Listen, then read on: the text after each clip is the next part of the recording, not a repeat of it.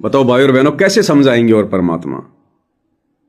अब आगे परमात्मा एक बहन का उदाहरण दे रहे हैं, कैसे परमात्मा अपनी आत्माओं के संस्कार काटता है, घटाता है, और हम उसमें दुखी हो जाते हैं। एक बहन जिसने नाम उपदेश ले रखा, उसका 16 साल का इकलौता लड़का मर गया। बहन ने बड़ा दुख जताया, बड़ी रोई, बड़ी धोई, और फिर आगे चलकर गुरुदेव उसके पड़ोसी का उदाहरण दे रहे हैं। ये सत्संग सुनिए, आपको समझ में आएगी कैसे परमात्मा ने उस बहन के 16 साल के लड़के को मौत की नींद सुलाकर उस बहन का संस्कार टाला। लेकिन बिना ज्ञान के वो दुख मान गई कि मेरा छोरा मर गया, मेरा छोरा मर गया। फिर बहन उसके पड़ोसी का उदाहरण दे रहे हैं कि पड़ोस में ऐसे ही एक बहन के लड़के की शादी हो गई, घर में पुत्र वधू आ गई। कुछ दिनों बाद में दहेज को लेकर आपस में मुकदमा हो गया। वो फांसी खा के मर गई, जहर खा के मर गई, और लड़का फिर जेल में सड़ रहा है।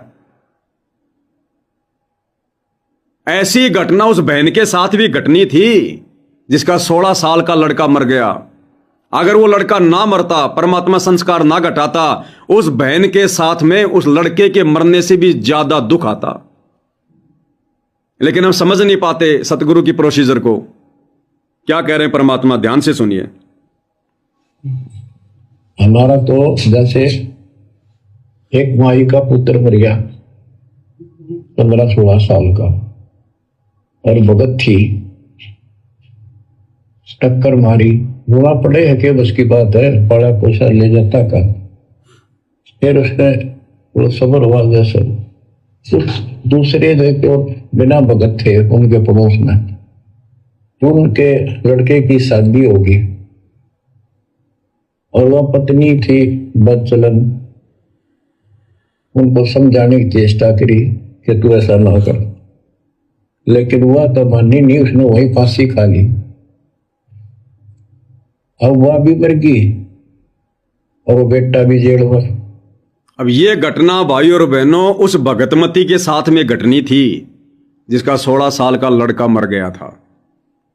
उसने लड़के की शादी करनी थी, घर में बेटे की बहू आनी थी, और आगे चलकर किसी न किसी बात को लेकर उस लड़की ने आत्महत्या करनी थी, और वो मुकदमा मौत का उसके बेटे के ऊपर लगना था, और वो बेटा जेल में सड़ना था। उस बुढ़िया को आजीवन का दुख हो जाता, आजीवन का भक्ति भी छोड़ देती वो।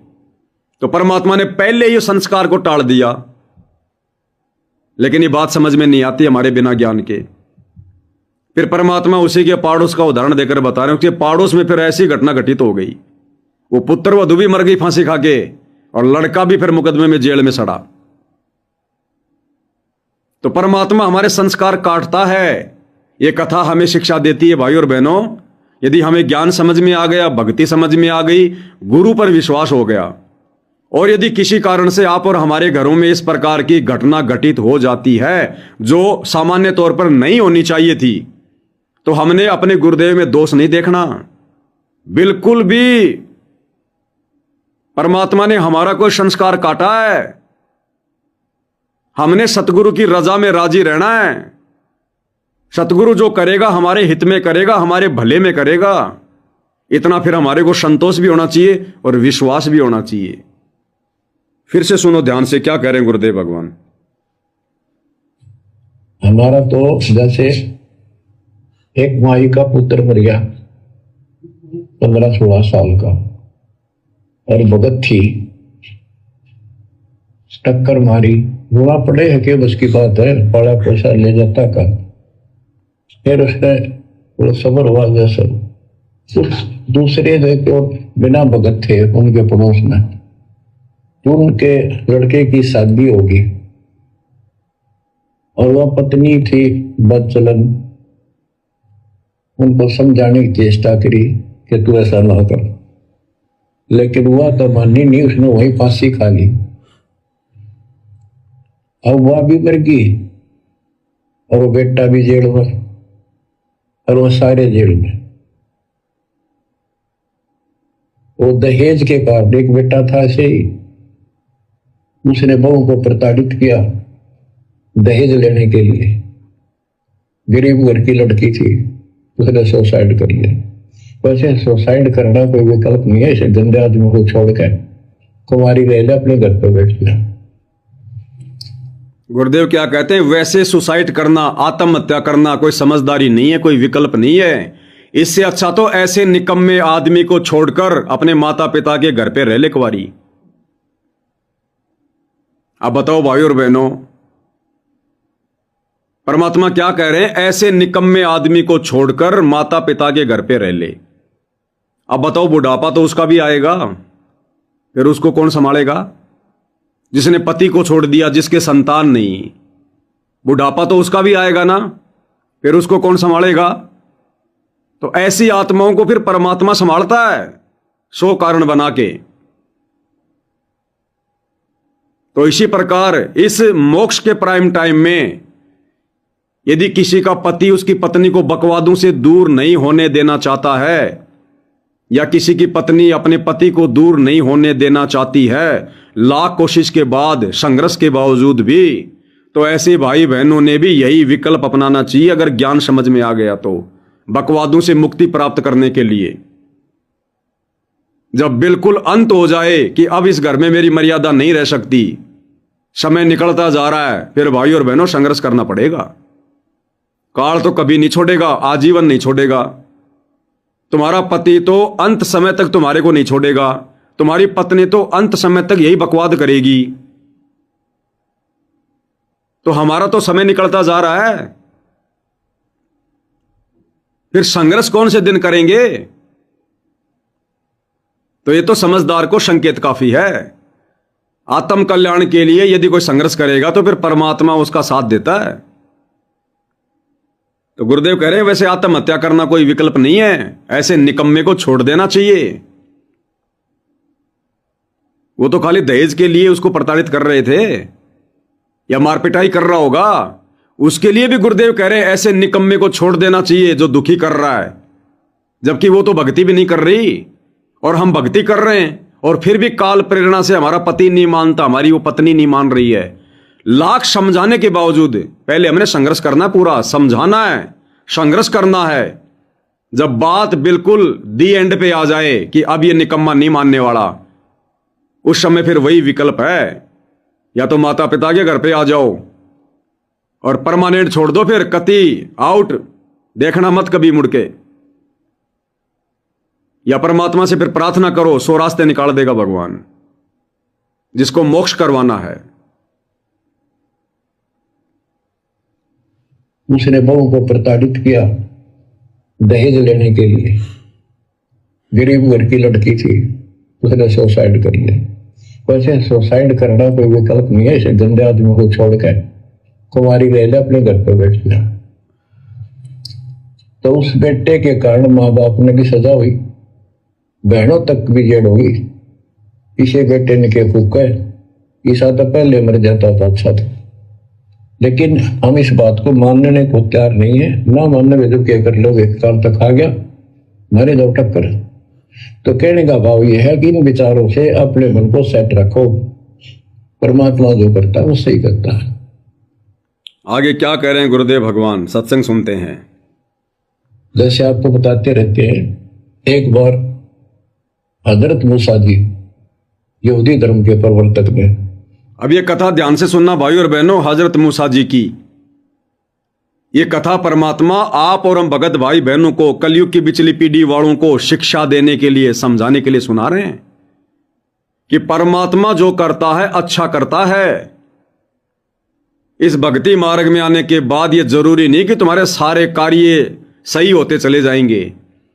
अगर तुम्हारे कुछ कार्य अगर बिगड़ रहे हैं, तुम सोच रहे हो अच्छा हो और वो काम बिगड़ जाए, घर में किसी की अकाल मृत्यु हो जाए जो नहीं होनी चाहिए थी, यदि हमें ज्ञान है, सतगुरु के भगत हैं, तो ये कथा आप और हमें धैर्य देगी, हमारे अंदर संतोष पैदा करेगी कि सतगुरु के द्वारा जो प्रोसीजर वर्तमान में चालू है, जो ट्रीटमेंट अध्यात्म का चालू है, जब हमने अपने आप को अपने गुरुदेव के चरणों में समर्पित कर दिया कि तन मन धन सब तेरा, तेरा तुझको अर्पण क्या लागे मेरा, हमने अपने जीवन की डोर अपने गुरु के हाथों में सौंप दी, कि चाहे मेरा अच्छा हो, चाहे मेरा बुरा हो, चाहे लाभ हो, चाहे हानि हो, इज्जत हो, चाहे बेइज्जत हो, हे गुरुदेव मेरा सर्वस्व आपके चरणों में समर्पित है।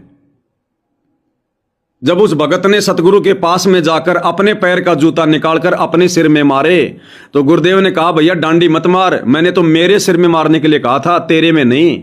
तो भगत ने क्या कहा था, हे गुरुदेव इस दास का शीश भी तो आप ही का है, मैंने अपने सिर में जूते मार लिए, समझो आपके सिर में मार दिए। तो इस प्रकार से हमने भाई और बहनों ज्ञान को आधार बनाकर इस भक्ति मार्ग पर टिकना है। तो हजरत मूसा जी की कथा का गुरुदेव जिक्र कर रहे हैं। ऐसी घटना परमात्मा ने हजरत मूसा की आंखों के सामने घटाई। एक औरत का जवान बेटा मरा, और क्या शिक्षा देगी हमें ये कथा, ध्यान से सुनना इसको। जैसे आपको बताते रहते हैं, एक बार हजरत मूसा जी यहूदी धर्म के प्रवर्तक में से किसी ने पूछा सत्संगी ने कि आज के दिन सबसे बड़ा इल्म वाला यानी ज्ञानी कौन है? उसने अपने आप को बताया। तो उसका अल्लाह बोला, जिसको खुदा मानते हैं, जिसने कुरान का ज्ञान दिया, बाइबल का दिया। ये मूसा तने ये बात बहुत गलत की, मुझे अच्छा नहीं लगा। उन्होंने अपने आप को कैसे कह दिया मैं सबसे विद्वान हूं। अब मूसा जी भी अपनी जगह ठीक थे जी, ये ज्ञान आपसे प्राप्त हुआ, आप भगवान खुदा हो, और खुदा जो ज्ञान देता हो सबसे उत्तम होता है। मैं उसी का आधार पर कह दिया ना, नहीं तेरा ज्ञान तो अल-खिज़र के ज्ञान के सामने फर्स्ट भी नहीं कुछ भी दिए। तो अल-खिज़र के पास मूसा जी पहुंच गए। अल-खिज़र जी ने कहा, कबीर साहब थे वो, कि मेरी तो बातों को माननेगा नहीं, विश्वास नहीं करेगा, जो मैं को बातें मारनी पड़ेगी तो ऑब्जेक्शन नहीं होना चाहिए, और बोलेगा नहीं, सुन देखता देखता रही। जब हजरत मूसा जी अल खिजर के पास गए, अल खिजर रूप में खुद कबीर साहिब सतगुरु रामपाल जी थे, तो आगे का ज्ञान लेने के लिए हजरत मूसा गया। अब भाई और बहनों देखो, ये भी कॉमन सेंस की बात है। हजरत मूसा को जिस खुदा ने, जिस अल्लाह ने ये कहा कि मेरे ज्ञान के आगे अल खिजर का ज्ञान तो कुछ भी नहीं है, वो काल नहीं था, खुद कबीर परमात्मा ही थे, सतगुरु रामपाल जी थे। अन्यथा काल किसी और के लिए क्यों कहेगा कि मेरे से बढ़कर उसको ज्ञान है? काल ने तो परमात्मा के ज्ञान को मिटा दिया, काल ने तो परमात्मा के ज्ञान को ऊपर आने नहीं दिया। भाई भला मान चाहे बुरा मान, एक ओछी चाली चाल तने, सत्य पुरुष को बुला दिया और आप जना दिया। यानी परमात्मा के ज्ञान के तो काल ने मिटा दिया अपनी तरफ से, और अपने आप को इस संसार में भगवान साबित कर दिया। तो वो यदि वो शैतान होता, काल होता, तो हजरत मोहम्मद को ये क्यों कहेगा कि मेरे ज्ञान के आगे हैं, कि उस अल खिजर के ज्ञान के आगे मेरा ज्ञान तो कुछ भी नहीं है। तो उस समय वो कबीर परमात्मा ही थे, सतगुरु रामपाल जी थे, जिन्होंने कहा कि अल खिजर के ज्ञान के आगे भाई मूसा मेरा ज्ञान तो कुछ भी नहीं है। अन्यथा शैतान, ये काल तो अपने आप को सर्वश्रेष्ठ परमात्मा साबित करके रहता है। तो परमात्मा ने भूमिका की वहां पर। अब अल खिजर कहां चला गया, वो सॉरी हजरत मूसा कहां चला गया? अल खिजर के पास, और कहा जी मुझे आगे का ज्ञान बताओ। तो अल खिजर के रूप में कबीर परमात्मा सतगुरु रामपाल जी ने क्या कहा, यह ध्यान देने योग्य बात है भाई और बहनों। एक बार ध्यान से सुनो क्या कहा। अल खिज़र के पास मूसा जी पहुंच गए। अल खिज़र जी ने कहा, कबीर साहब थे वो, कि मेरी तो बातों को माननेगा नहीं, विश्वास नहीं करेगा, जो मैं को बातें मारनी पड़ेगी तो ऑब्जेक्शन नहीं होना चाहिए, और बोलेगा नहीं, सुन देखता देखता रही। क्या कहा अल खिजर जी ने मूसा से? अगर तुझे आगे का ज्ञान चाहिए तो तूने मेरी प्रत्येक बात माननी पड़ेगी, और जैसा मैं कहूं तूने वैसा ही करना पड़ेगा, अपनी नहीं चलाएगा, बोलेगा नहीं कुछ भी, तब मैं तुझे आगे का ज्ञान दूंगा। तो आप और हमें तो गुरुदेव भगवान आज वर्तमान में वही अल खिजर, वही कबीर परमात्मा सतगुरु रामपाल जी खाली ज्ञान नहीं, बल्कि हमें तो मोक्ष देने की गारंटी दे रहे हैं। फिर भला हमें ऑब्जेक्शन क्यों होना चाहिए? यदि हमने मूसा की तरह बीच में कोई ऑब्जेक्शन कर दिया तो परमात्मा फिर मोक्ष नहीं देगा। पहले पाबंद कर दिया था परमात्मा ने हजरत मूसा को कि तुझे आगे का ज्ञान उस समय दूंगा जब तू बीच में कोई सवाल भी नहीं करे मेरे से, और मेरी किसी भी बात पर कोई ऑब्जेक्शन नहीं उठाएगा। मैं जो भी कुछ भी खेल खेलूं, चाहे किसी को मारूं, चाहे किसी को जिंदा करूं, कुछ भी करूं, तुझे ऑब्जेक्शन नहीं होना चाहिए, तब मैं तुझे आगे का ज्ञान दूंगा। पहले परमात्मा उसकी परीक्षा ले रहे थे, ज्ञान तो बाद में देना था। आप और हमें तो बिना किसी शर्त के, बिना किसी इंटरव्यू के, बिना किसी परीक्षा के लिए परमात्मा मोक्ष वाले ज्ञान दे रहे हैं।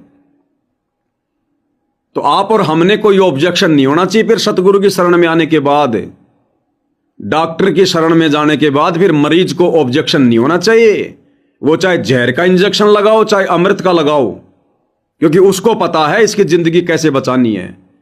तो सतगुरु से उपदेश लेने के बाद यदि आपको विश्वास है कि ये सतगुरु है और ये मोक्ष मार्ग है, धरती पर दूसरा कोई ठिकाना नहीं है, फिर हमारे साथ में जो मर्जी घटना घटित हो, चाहे बेटा मरे, चाहे बेटी मरे, चाहे खुद मरे, चाहे जेल में जाओ, चाहे फांसी लगो, चाहे हाथ में भिक्षा का कटोरा आ जाए, फिर भगत ने अपने गुरु के ऊपर कोई संदेह नहीं होना चाहिए। अगर गुरु समझ में आ गया तो यही सब कुछ अल खिजर रूप में कबीर परमात्मा ने हजरत मोहम्मद को पहले ही हिदायत दे दी थी। ध्यान से सुनो इस कथा को भाई और बहनों। तो अल खिजर के पास मूसा जी पहुंच गए। अल खिजर जी ने कहा, कबीर साहब थे वो, कि मेरी तो बातों को मानने का नहीं, विश्वास नहीं करेगा, जो मैं को बातें माननी पड़ेगी तो ऑब्जेक्शन नहीं होना चाहिए, और बोल लेगा नहीं, सुन देखता देखता रही। वो बोला, मूसा जी बोले, बिल्कुल महाराज, जैसे आप कहोगे मुझे सब्र करने वाला पाओगे, कभी मैं ऑब्जेक्शन नहीं करूंगा आपकी बातों में। मूसा जी ने क्या कहा कि महाराज मुझे बिल्कुल सब्र करने वाला पाओगे आप, मैं कोई ऑब्जेक्शन नहीं करूंगा। लेकिन हर बात पर ऑब्जेक्शन करने लग गया। अंत में बिना ज्ञान लिए ही हजरत मूसा जी वापस आ गए। अगर तू खरा उतरा तो ज्ञान बताऊंगा, ना बताऊंगी। उसने रास्ते में चलते एक जवान लड़का था 17-18 साल का, अल खिजर ने पकड़ के और गर्दन पकड़ के मार दिया। अल खिजर जी और हजरत मूसा जी दोनों आगे बढ़े, और रास्ते में कबीर परमात्मा ने, जो कि अल खिजर के रूप में थे, उन्होंने क्या किया, एक जवान लड़का था उसको पकड़ा और उसको मार दिया, उसकी गर्दन काट दी। हजरत मोहम्मद ने ऑब्जेक्शन कर दिया, जबकि भगवान ने पहले कहा था कि देखते रहना, बोलना मत, अगर तू खरा उतरेगा तो आगे का ज्ञान बताऊंगा, नहीं तो नहीं बताऊंगा। ध्यान से सुनो। अगर तू खरा उतरा तो ज्ञान बताऊंगा, ना बताऊंगी। उसने रास्ते में चलते एक जवान लड़का था 17-18 साल का, अल खिजर ने पकड़ के और गर्दन पकड़ के मार दिया।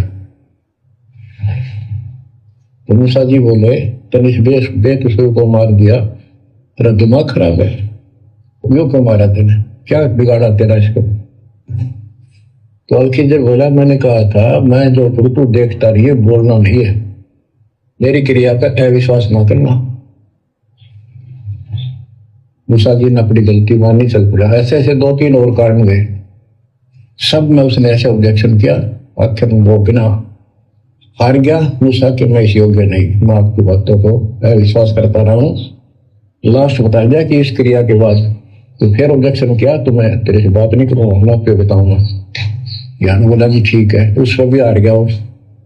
तब अल खिजर बोला, सुन ले, ज्ञान तो तुमने बताऊं नहीं। फिर क्या कहा परमात्मा ने, सतगुरु रामपाल जी ने, जो कि अल खिजर के रूप में थे, कि देख तू मेरी हर परीक्षा में फेल हो गया, तूने हर बार ऑब्जेक्शन किया, ज्ञान तो मैं तुझे बताऊंगा नहीं, लेकिन मैंने उस लड़के को क्यों मारा, इसका जवाब सुन ले अब तू। क्या कहा परमात्मा ने?